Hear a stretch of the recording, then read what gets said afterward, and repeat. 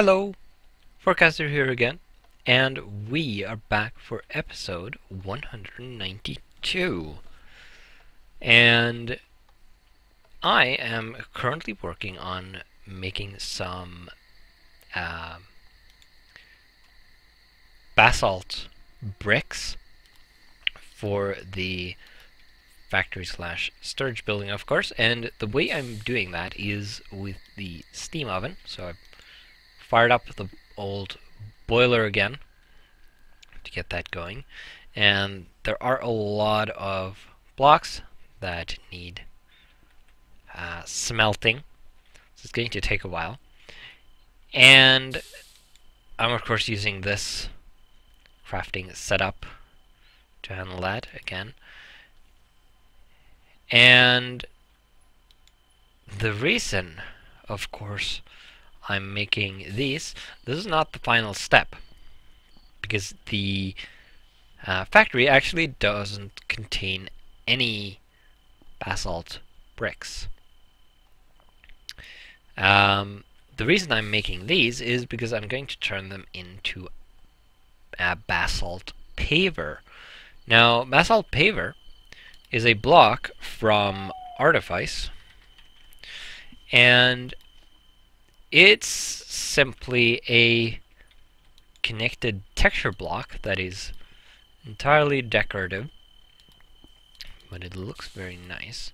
And we're going to demonstrate that. I'm going to play around with it a little bit. And it's pretty straightforward, of course. It's just a block. I would like a little more space, so we're going to go over here. So if I put one down, you can see that it has a black border and a pattern. And if I put them next to each other, they're going to do the connected texture thing and keep the border around the edge, the outer edge, which is nice. Now, I'm going to need a bunch of these. 2,841 basalt paver blocks, but I'm actually smelting just over 3,000. Actually, 3,131 basalt cobblestone need to be smelted, because I also need some basalt anti-paver, and the anti-paver is another block from Artifice, of course, and it's made by putting a basalt paver block in a crafting grid, and you can turn them back the same way, of course, so you make that like that, or with an anti-paver. And the reason for that, the reason there is an anti-paver, is because you can put them next to paver blocks and they will not connect. And you can use this to create patterns to decorate your floors, walls, or ceilings. And that is what I've done in the factory, of course. Use the anti-pavers to create patterns. So I'm going to need 290 basalt anti-paver blocks. So yeah, that's pretty much that. I need to put these in there for now. So I'm also going to need a bunch of other blocks. I might have mentioned this in a previous video, but the total amount of blocks required for the factory is going to be 8,207 approximately. Might have counted wrong somewhere, I'm not sure. I get the block amounts from the builder, of course, from the blueprint. I haven't counted each block myself, that would be insane. And most of the blocks are basalt. But then there's also some abyssal stone, which, as I found, I actually have enough, I think.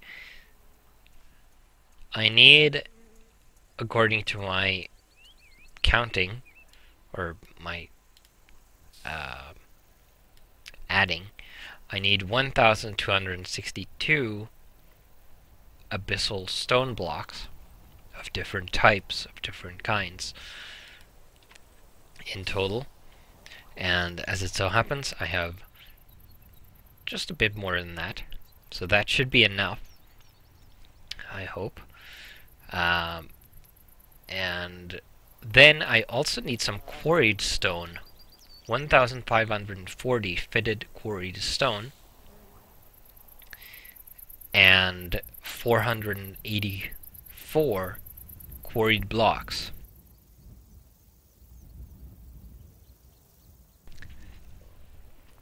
And that is going to be a little tricky to acquire. So I have seen a bunch of quarried stone spots around. So I'm going to have to set up some mining operations there. And I'll probably end up using the railway to get the stone blocks back, either here, or I might just send them to the outpost, or not the outpost, to the construction site right away. Most likely I'll bring them back here because I need to craft some of them, probably smelt them. The quartz stone, they have cobblestone variants, right?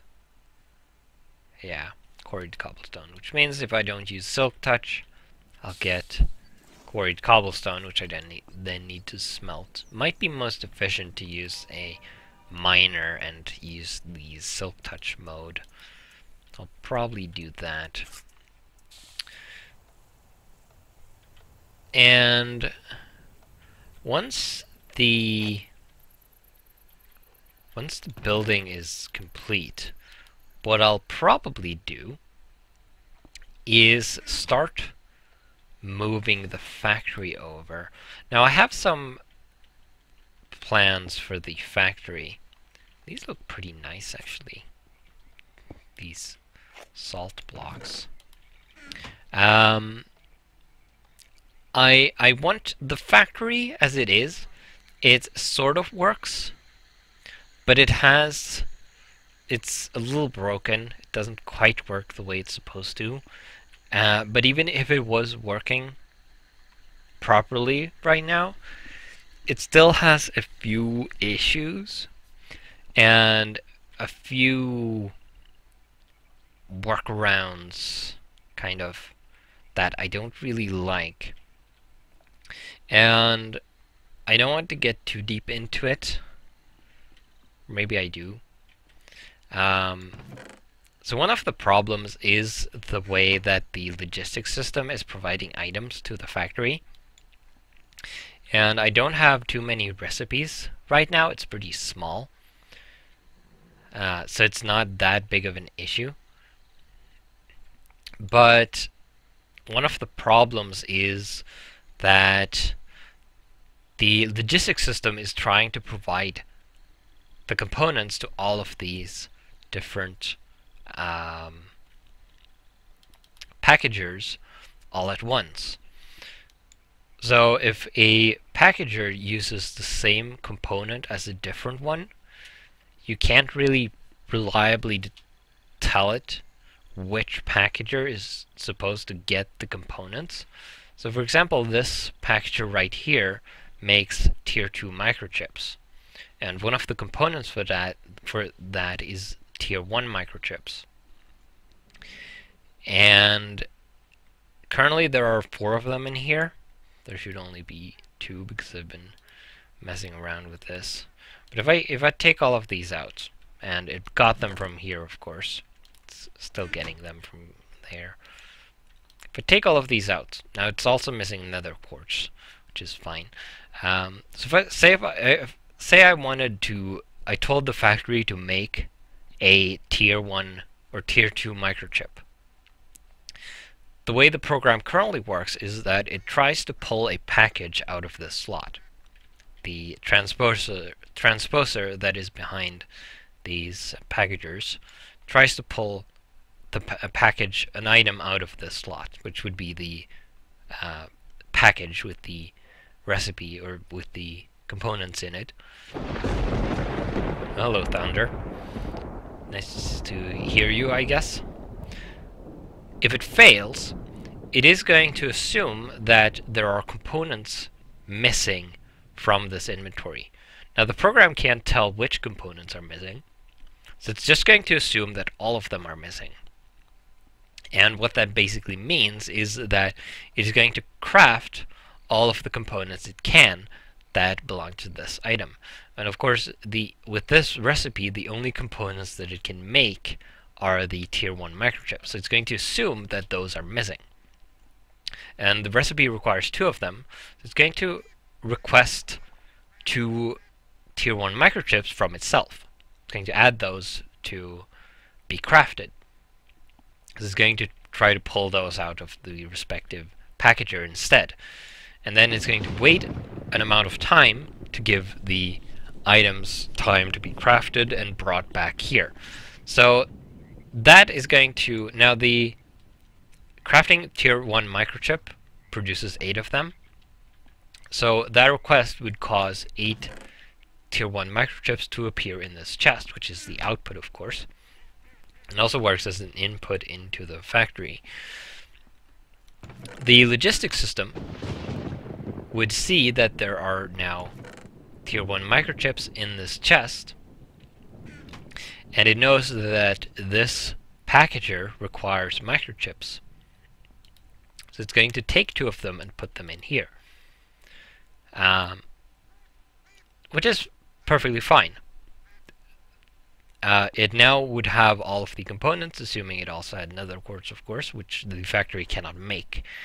It would take all of these components and put them into a package, and then when the timer, when the wait time expires, the transposer would try again to pull out the package, and if it's there, it's going to pull it out and then mark the item as crafted. And then it's going to end up in the output chest. It's going to tell you that it's done, and then wait for more input. Now, imagine that we have another packager over here that also uses tier 1 microchips, and this one obviously doesn't, but let's imagine that it did. And whatever this crafted, let's say a card base or something. Probably those don't use tier 1 microchips, but whatever. Let's say one make a card that does.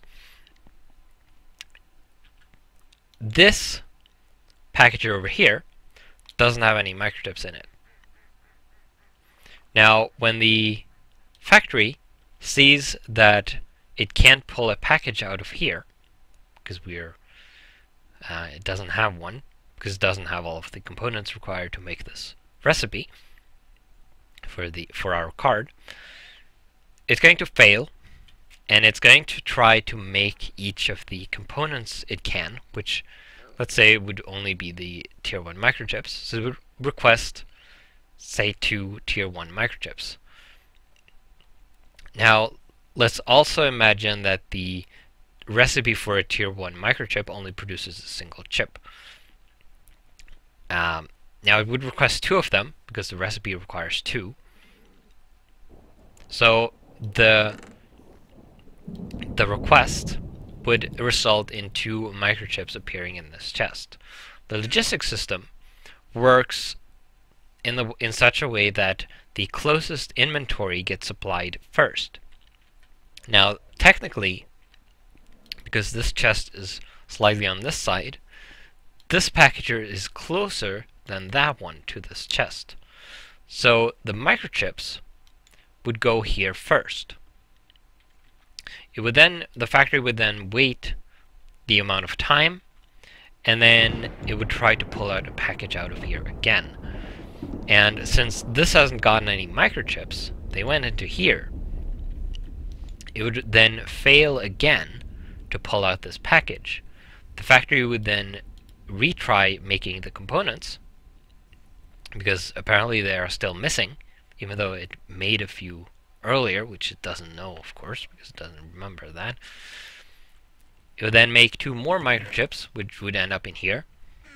And then the logistics system sees that this inventory has the 2 microchips it is requiring, unless there wasn't a package in here and it now had all of the components. It would have consumed those microchips along with the other components, a set of each, and made another package, which would end up in here. It would then request 2 more microchips to keep its stock up. So if that happened, the next 2 microchips would also go in here, and then this would fail again and would craft 2 more microchips. And you probably see the problem now. Resources, you can't predict, or you can't tell resources exactly where to go with the system. So if multiple packagers use the same component, the one you actually want to get them, because that's what you're crafting, might not actually get them until all the other ones have been filled, even if you aren't using those specific recipes right now. And I would like to fix that, but I'm not entirely sure how. There are a few ways, and one of the ways I've actually considered is by having a robot that is the block kind of robot, not a drone or anything, regular robot that sits next to the factory computer and waits for a task. When the factory receives an order, let's say for a tier 1 microchip or tier 2 microchip, it's going to try to pull the package out. If it fails, it knows that it doesn't have the components. It is then going to tell the robot to go to the storage part of the building and get each of the required components and the number it needs. The robot is going to take those components back to the factory. And this process is a little bit tricky, because you need to know 2 things. You need to know where the items are stored in the storage, of course, because the robot needs to know exactly where to get them. Alternatively, I don't think that open computers can tell the logistics system what items to get. I might have to test this, but I don't think it can manipulate the frames. But if it could, what I would do is have one of the blue requester frames,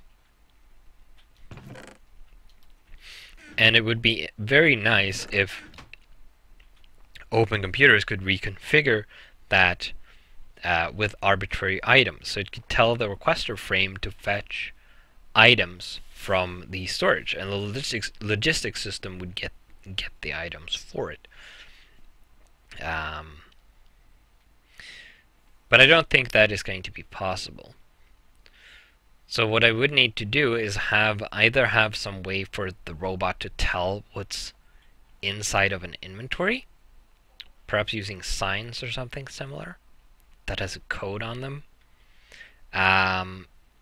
or I would have to use an item database in the robot so it can compare the items it finds in the chests, and it would have to go through them until it finds what it's looking for.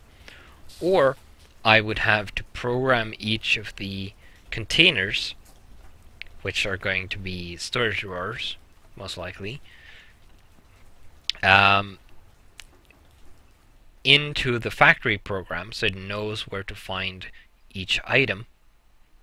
So for example, if I add a recipe that requires logs, or let's say gold, I would have to tell the program where it can find gold ingots, or where the robot can go to find gold ingots.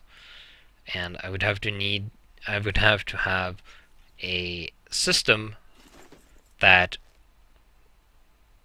either stores a position relative to the factory, so it can tell the robot to go X amount of steps to get there in certain directions, and then it would have to find its way back, and things like that.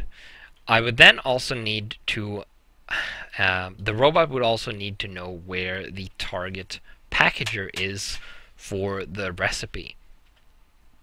And since I have these uniform blocks of packagers, that would be relatively simple to devise a coordinate system where the recipe contains the location of its packager relative to the robot's starting position or something like that. And yeah, it's going to be tricky. I'm going to have to do a bunch of experimenting, trying out different potential solutions to these different problems.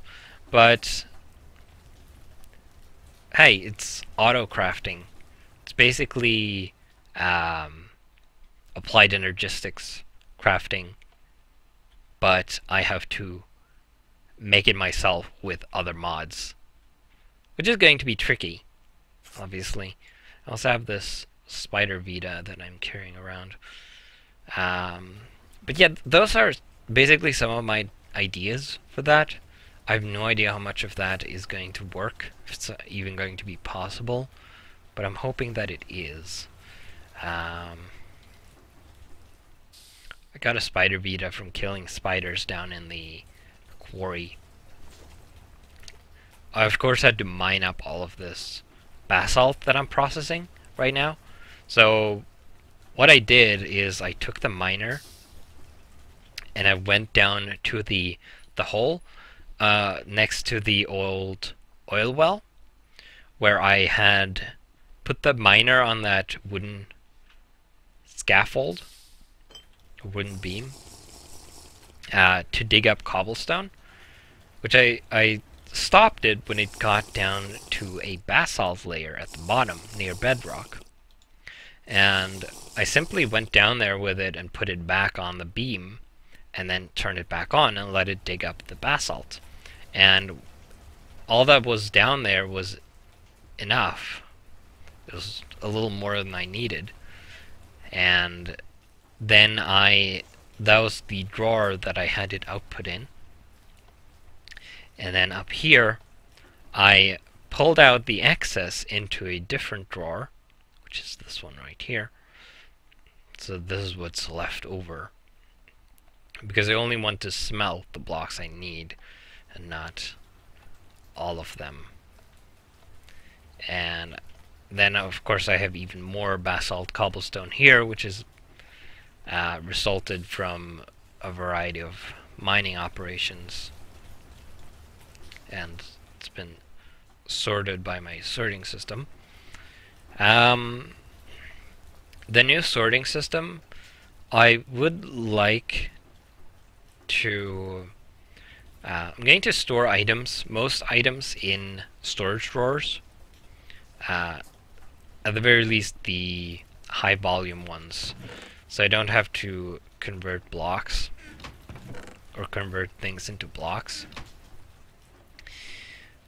And I'll probably end up using the Pneumatic Craft Logistics system as an item sorting system, because I would like to tie that into the factory. But I'm not entirely sure, because of the problems with the factory that I mentioned earlier.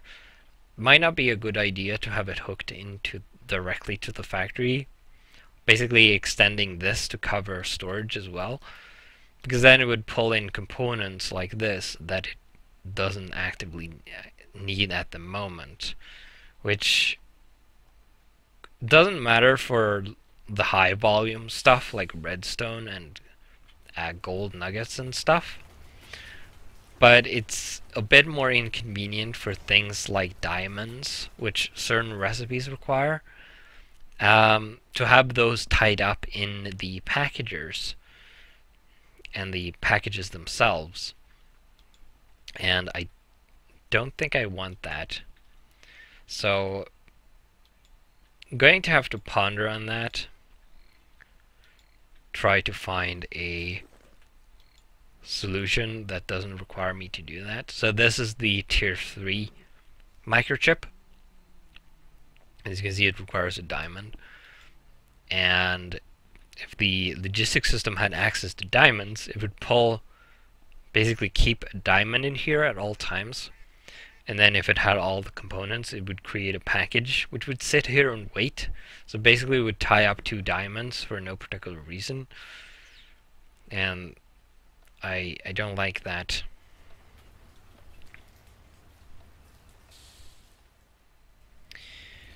So lots of problems to solve there. Unfortunately, I did record this episode before, but my recording program wasn't configured to record my microphone, which happens sometimes.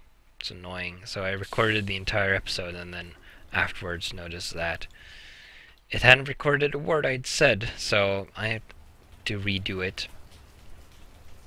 And as you may have noticed in the last episode, it was a post voiceover, which I explained then why it's the same reason that I had to re-record this episode. I recorded both of them today, and it didn't record the microphone for that one either.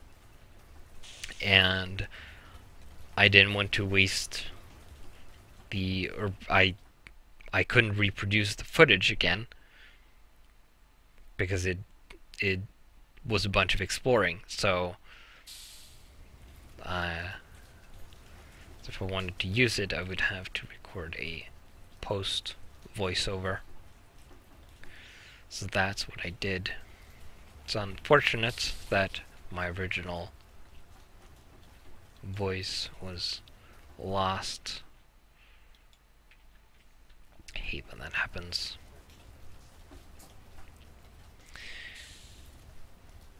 But yeah, that's basically going to be this episode. I don't really have much more to say right now.